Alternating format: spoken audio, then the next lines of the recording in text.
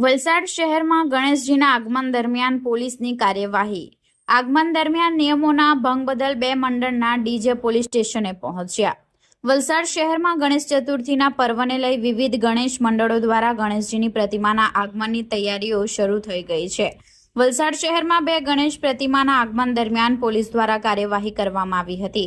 Valsad East railway yard ખાતે આવેલા ડોબી ઘાટચા સમ્રાટ અને હાલર વિસ્તારમાં આવેલા ડી મિલર ગ્રુપ દ્વારા ગણેશજીની પ્રતિમાનું આગમન કરવામાં આવ્યું હતું। જો કે ગણેશજીના આગમન દરમિયાન ડીજે સંચાલકો અને મંડળો દ્વારા પોલીસ તથા વહીવટી તંત્રની ગાઈડલાઈનનું પાલન ન કરવામાં આવતા બંને મંડળના ડીજેને વલસાડ શહેર પોલીસની ટીમ દ્વારા ડિટેઇન કરવામાં આવ્યા હતા। ડીજેને પોલીસ સ્ટેશને લઈ જવાતા મંડળના સભ્યો મોટી સંખ્યામાં પોલીસ મથકે ઉમટી પડ્યા હતા।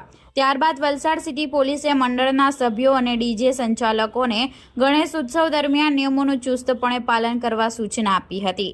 પોલીસ દ્વારા ડીજે સંચાલકોને મર્યાદામાં સાઉન્ડ સિસ્ટમ વગાડવા, નિર્ધારિત ડિઝેબલનું પાલન કરવા તેમજ શક્ય હોય ત્યાં સુધી જોખમી લાઇટોનો ઉપયોગ ન કરવા અપીલ કરવામાં આવી હતી।